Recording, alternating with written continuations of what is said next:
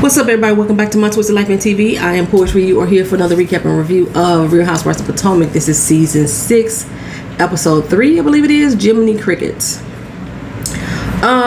This is probably gonna be more of a review than anything because I'm so behind on putting this out there to you guys.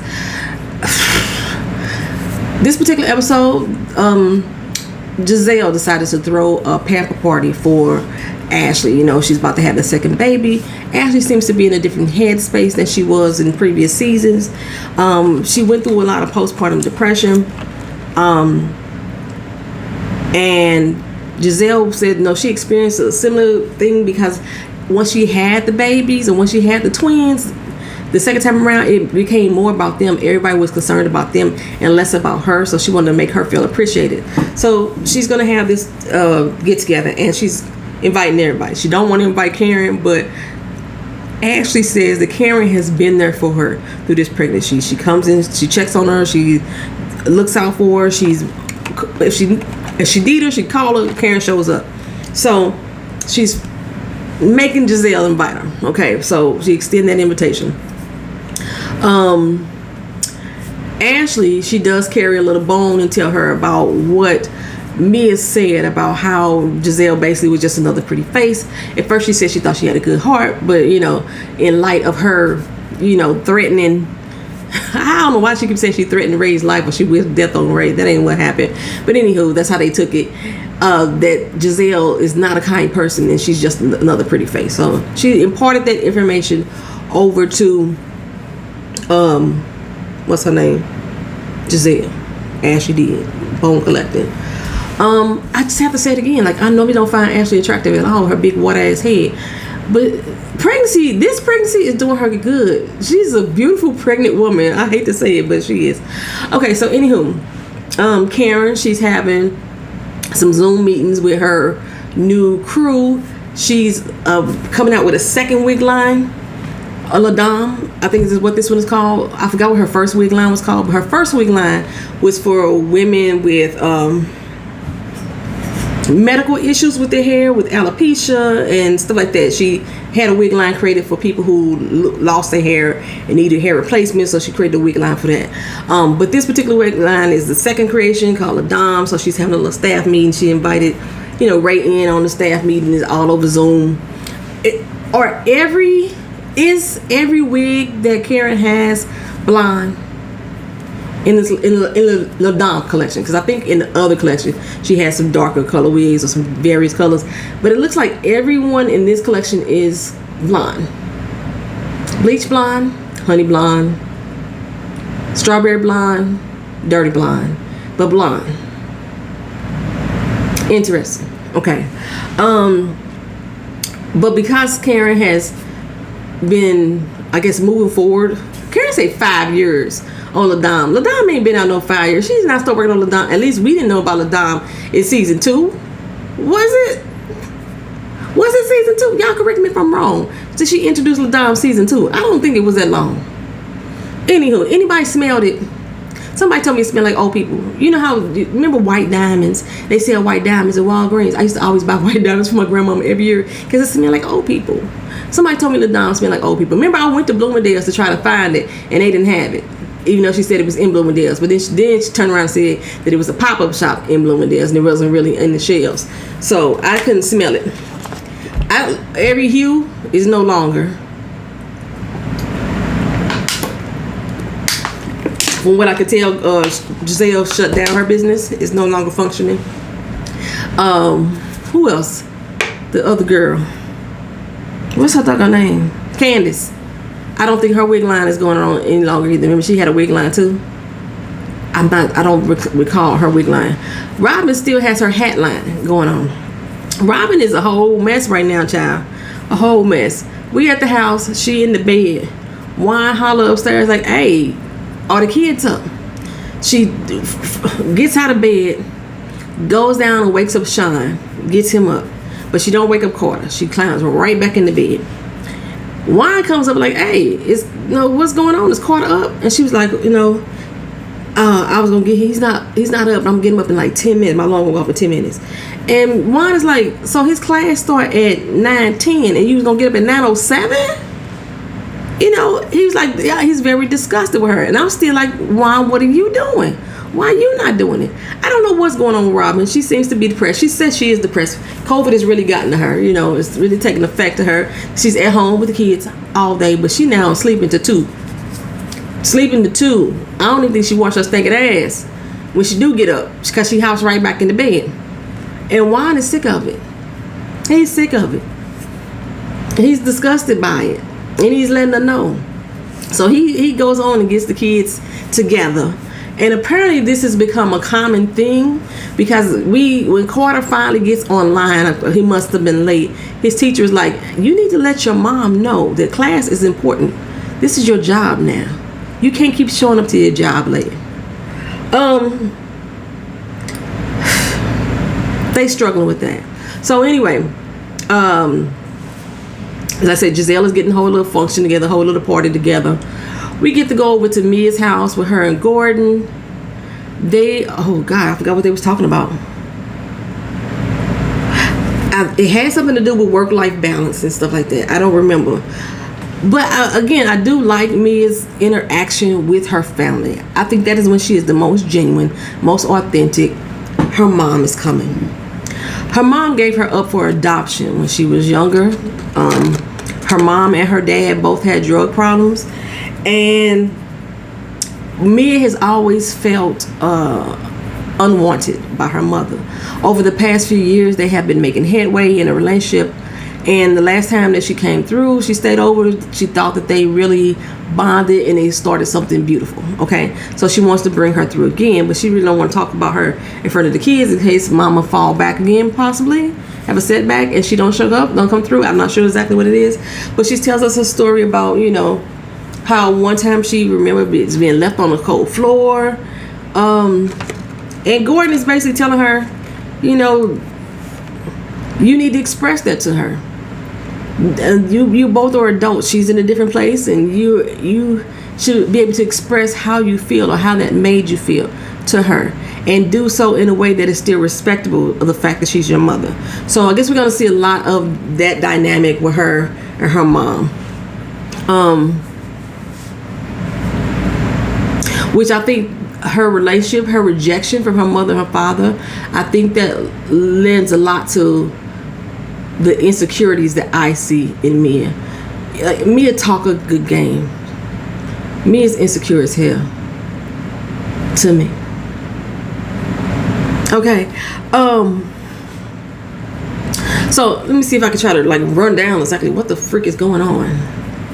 What was going on with Wendy? I don't even remember. Well, Wendy's on this win-zin type of situation. Zin-win, win-zin. She goes out and she has a sit-down with Giselle. And Giselle says she's kind of confused about Wendy. Last season, Wendy and Karen was going at it, you know. And now all of a sudden it seems like Wendy is supporting Karen. Because I think Giselle had asked her, why did she jump on Karen's side against, or why did she come at Mia about siding with her? You know, Mia was siding with Giselle, saying Giselle was a nice person. Why did she come at Mia about that? And Wendy, first of all, I was like, well, it was at my house, my function. I didn't want that bullshit going on, so I was trying to calm her down. However, she's Karen's friend. And I just thought it was foul that she's not there supporting her friend. However, Mia says some not so nice things about you. Okay, again, said you was just another pretty face. Same thing that Ashley had already told her. So I don't know why it was just a shock to Giselle when Wendy told her the same doggone thing. But like Giselle is just stuck in his mindset. I just don't understand why you defending Karen. I just don't understand that. And Wendy is like, we grown women. We know how to grow and be cordial with one another and start and learn how to respect one another. You know what I'm saying? Their beef wasn't real, so why would they need to continuously hold a grudge? Okay. One of the things that Wendy said that she felt that the biggest issue was with Karen was the fact that she wasn't running up behind Karen asking her to be a mentor. Well, this season she is, because she's starting her own candle line, remember?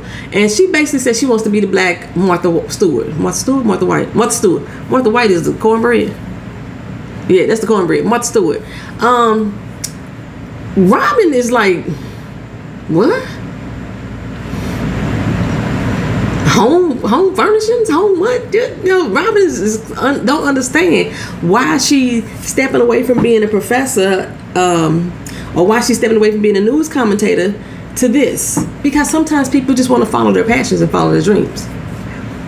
Now, if I wasn't such a punk, I would quit my job right now and pursue Survive Beauty 100%. But I'm still a little bit of punkish, and I know because I'm not good. I'm still a little bit punkish because I don't want to fail. And if I fail, and I'm right now the whole 100% support of my household and my family, if I fail, then I have, failed my family in some kind of way to me. Wendy, thank goodness, has support. Her husband is going to support her. Her husband will try to get her on a straight and narrow with the money and everything. But so she needs a mentor. I still need a mentor for real. I'm still looking for me a mentor for real. Somebody that's done this before that can give me some good tips. Now I checked with Keisha Germain on lab information before, because I know she's done the damn thing with her product line, and I just haven't really dug into everything I want to ask, because I don't even know what I really want to ask all the time, and then I don't want to be bothersome at the same time. But anyway, she's going to Karen for support, and Karen had a lot of good questions for her that she need to ask herself. Whatever your budget is, double it, quadruple it. Whatever. Who's your market? Who's your target audience? She really didn't have one. Finding your target audience is so freaking hard. Who you want to sell. I know who I want to sell, who I wanted to sell to, and it's such a broad spectrum, which is crazy. And I really probably need to hone it in, but I just don't know, because I'm not sure if I don't know. Finding your target market is hard, I think. Then she has to say what her brand is saying, what it's meaning.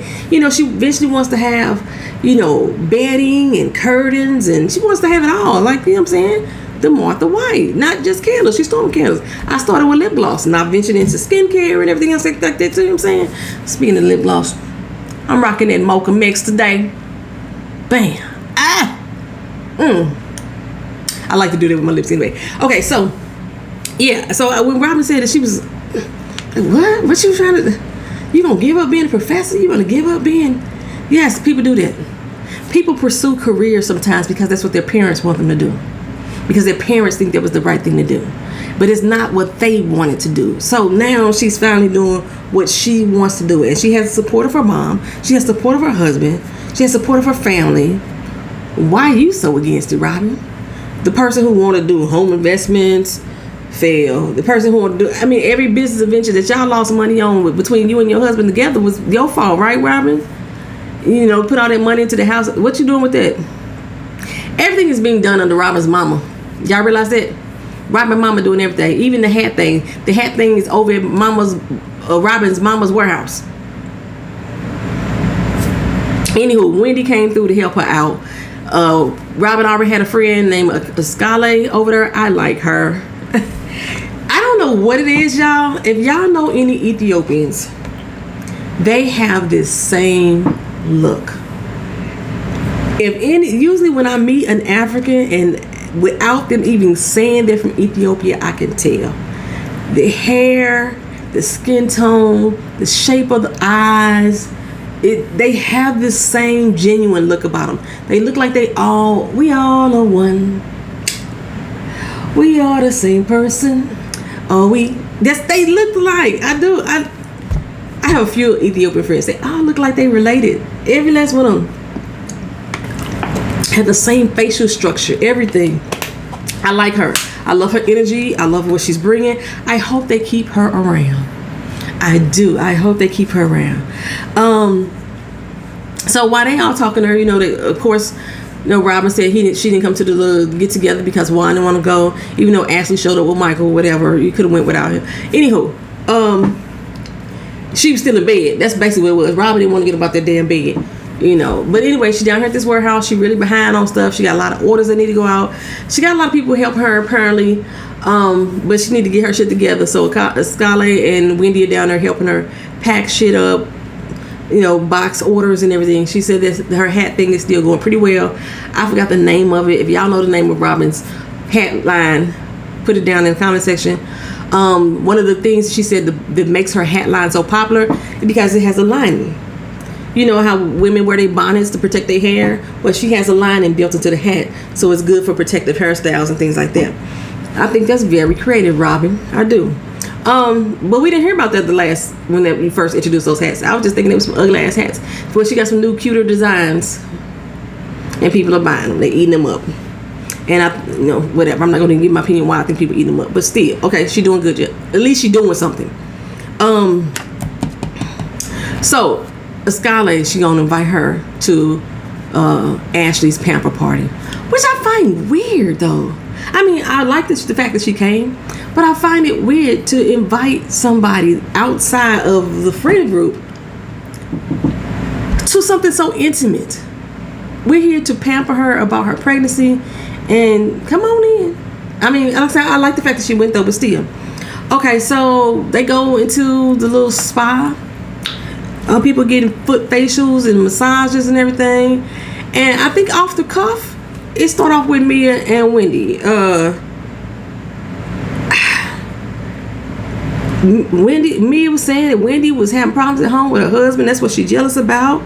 That she ain't got a relationship like hers. And Mia said it's to Wendy. The conversation was weird. I don't even understand why these women added.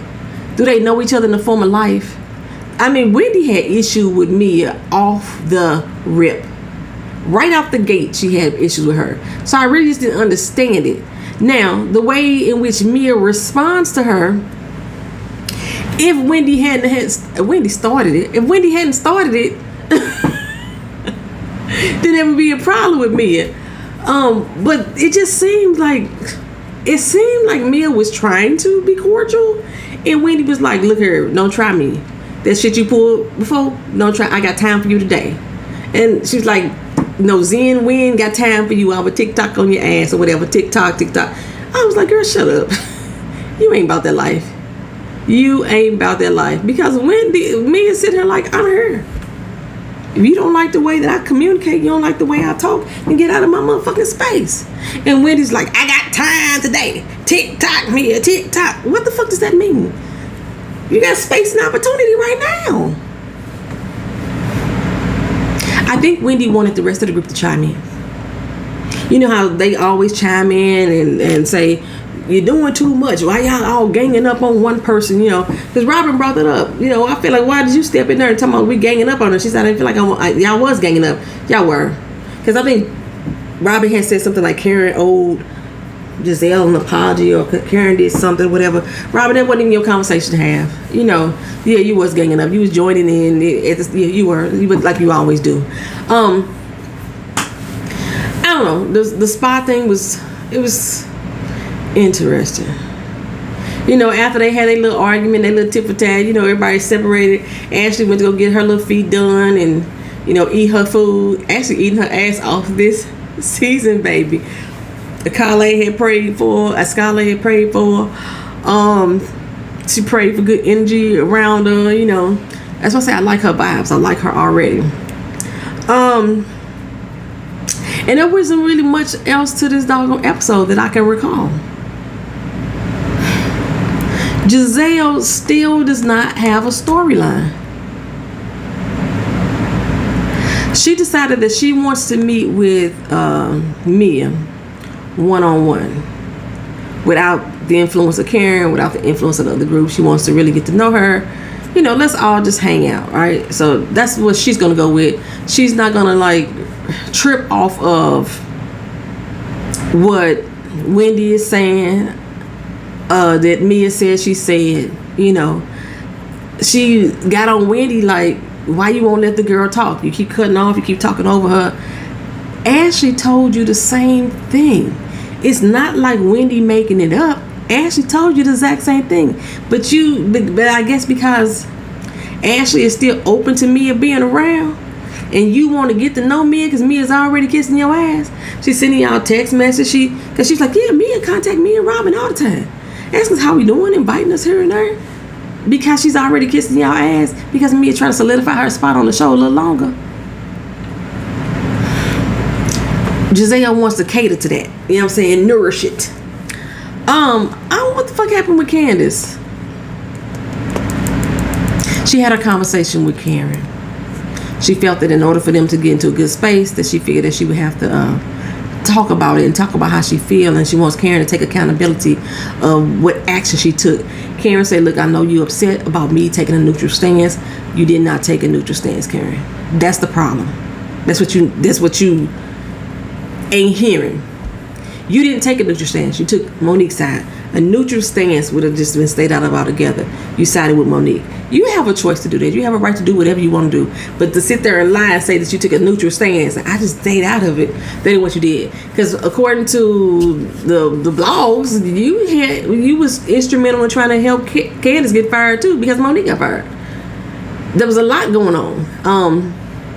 And Candace is like, well, if you feel like that, because Karen said that she doesn't feel that she would have did anything differently, and then she came out and said, well, I can't change the past. Well, Candace said, well, you said that you wouldn't change the past anyway, because you said you would not do anything differently, and since you feel that way, I can't trust you.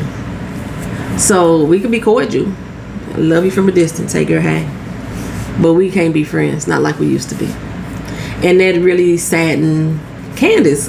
Karen was like, it is what it is. You know what I'm saying? LaDom is gonna do what LaDom gonna do. What else happened with Robin? Nothing. Candace, Robin, Ashley. Anything happened with Ashley? Ashley got pampered and she ate a lot of food. Giselle, like I said, ain't got no damn storyline at all. Karen and LaDom and being the mentor. And yeah, that's it, y'all. Sorry this is so late. That's all I gave y'all. That's all I gave y'all after being late all this damn time.